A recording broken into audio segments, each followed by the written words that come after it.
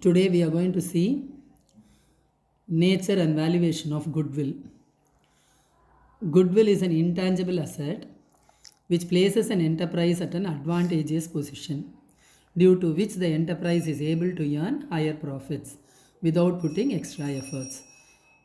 It is so because the efforts made in the past put the enterprise in an advantageous position. So, what is meant by goodwill then? It is an intangible asset. It's nothing but reputation of the firm, prestige of the firm. What are all the features of goodwill? It is an intangible asset. It does not have an existence separate from that of an enterprise. You cannot separate the enterprise and the goodwill. It has realizable value only when business is sold. It helps in earning higher profits. It is an attractive force which brings the customers regularly to the place of business. In the context of partnership, it is the value of share of profit sacrificed by the sacrificing partner. This point we will deal it later when we do admission. Now, need for valuation of goodwill. When we have to calculate the goodwill, the need for valuation of goodwill arises when there is a change in the profit sharing ratio, when a new partner is admitted, when a partner retires or dies, when partnership firm is sold as a going concern, when two or more firms amalgamate. Amalgamation means merging together. Now we are going to see the different factors affecting the value of goodwill. The first factor is efficient management. If the management is experienced, capable and competent, the firm will earn higher profits as compared to other firms. So it will lead to increase in valuation of goodwill. The next point is favorable location. If the business is located at a favorable place, resulting in increased customers walk-in, and it will lead to increased sale, so definitely profit will increase, goodwill will also increase. Favorable contract. Sometimes what will happen, a firm will have long-term contract for sale and purchase of goods at favorable prices. It will lead to again profit and goodwill. Longer establishment of business. Business established for long are likely to have broader customer base, resulting in higher sale. So again it will lead to profit, so the value of goodwill will increase. Advantage of patents. Normally patents are necessary for what? Manufacture or production of certain type of articles. A firm which possesses the necessary patents will have a better value of goodwill. Access to supplies. When supplies of materials are difficult to get, there will be a high value of goodwill for a firm which has good arrangement for getting supplies. Quality. If a firm enjoys good reputation for the quality of the product, definitely there will be ready sale and the value of goodwill will also increase. Market situation. If a firm is in a position wherein the demand for the products dealt in is higher than the supply, that is, demand is more than the supply, it will lead to lower capital requirement. So again it will lead to higher profit. So again the value of goodwill will increase. Nature of business. If the business of the firm is of the nature where the products dealt in are in high demand, although short in supply, the profit will be higher, it will lead to valuation of goodwill, increase in the valuation of goodwill. Past performance. The firm earning higher profit year after year will have a better value for goodwill as compared to other firms. Some other factors are also there, like after sales service, if it is good, good customer relationship is there, good labor relationship is there, definitely the goodwill will be more. Next we are going to see classification of goodwill. Goodwill is of two types, purchased goodwill and self-generated goodwill.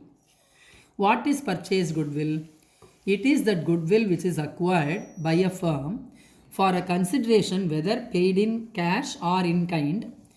For example, when a business is purchased and the purchase consideration is more than the value of net assets. What is net assets? Assets minus liabilities. The difference amount will be the value of goodwill. So if purchase consideration is more than the capital employed, that is net assets, then there is a goodwill, and that is only purchase goodwill. Self-generated goodwill means it is the goodwill which is not purchased for consideration, but it is earned by the efforts of the management, that is partners. So it is internally generated goodwill. The next concept is methods of valuation of goodwill. There are three methods: average profit method, super profit method, and capitalization method. Under capitalization method, we have capitalization of average profit, then capitalization of super profit. Now first we'll see the average profit method. Under that, we are going to do the sums. Now under this method, I have done one sum. A purchased B's business with effect from 1st April. It was agreed that the firm's goodwill will be valued at 2 years purchase of average normal profit of the last 3 years. Here you may get one doubt, what is years purchase? 2 years purchase it's given. Years purchase here means the firm is in a position to earn the same amount of profit for another 2 years. If it is given 3 years purchase, the firm is in a position to earn the same profit for 3 years. That is the meaning of that. So profit for B's business for last 3 years is given here. 2017, 18, 19, the profits are given here. But some adjustments are given. Here that 1 lakh including an abnormal gain of 10,000. After charging an abnormal loss, here including interest for non-trade investment. When you take the normal, this profit, always you have to exclude the abnormal items. Whatever gain or profit or loss through the conduct of the business should be taken. So here what I am going to do, because there is abnormal gain of 10,000, 10,000 should be excluded from this. So you get here 90,000. Like that, after charging an abnormal loss 20,000. So after charging means after deducting. So before deducting it will be what? 1,30,000. Like that, interest on non-trade investment should not be included, because non-trade investment means what? Investment made on not on regular basis, once in a way. So this is not a regular income. So that should be excluded. So what I have done here, I have calculated the profit by adjusting these amounts. So I am getting 3 lakhs total here.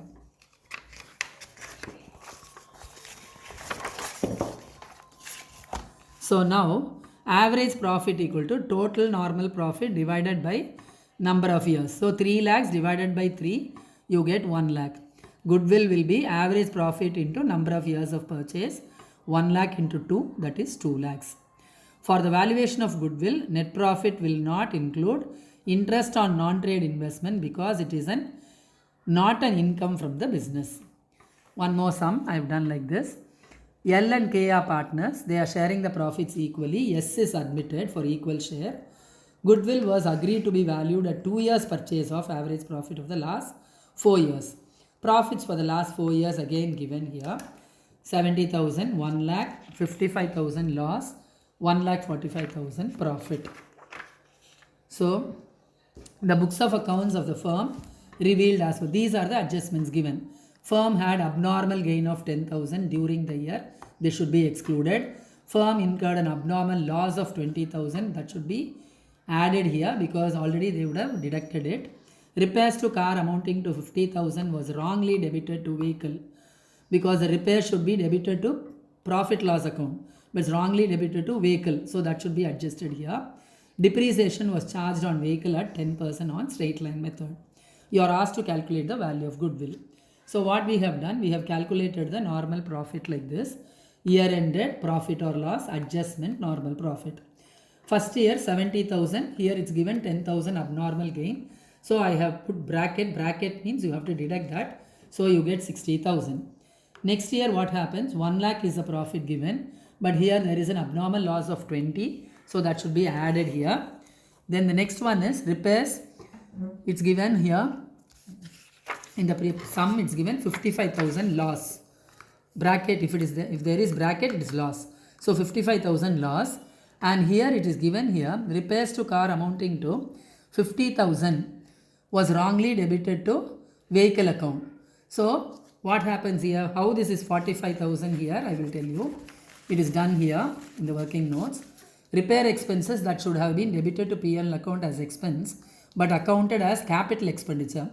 Loss to increase by 50,000. So that 50,000 is taken. Depreciation wrongly debited to P&L account 5,000. That is 10% of 50,000. So 5,000. So adjustment should be made is 45,000.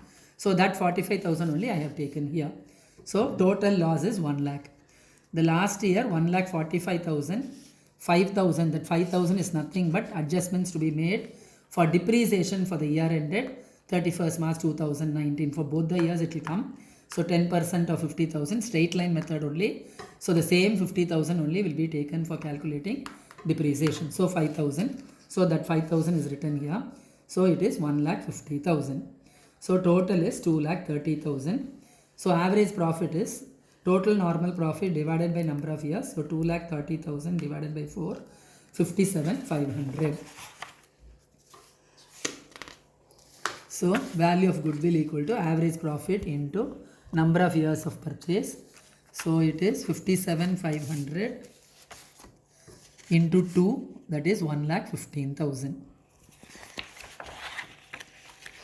The next method is super profit method. Under this method, you should know about trade investment and non-trade investment, because in order to calculate the capital employed, you need this information. Trade investment are those investments that are made in another enterprise for the furtherance of own business. Non-trade investments are those investments that are made to earn revenue by investing surplus funds and not for the purpose of furtherance of own business.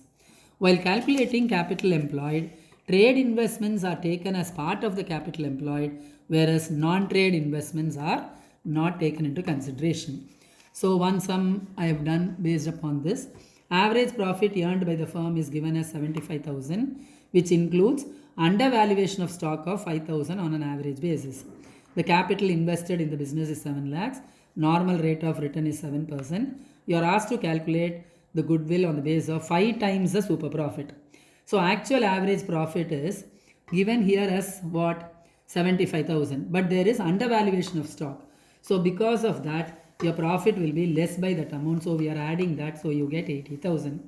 Now normal profit formula is capital employed into normal rate of return divided by 100. Capital employed is nothing but what? Investment. So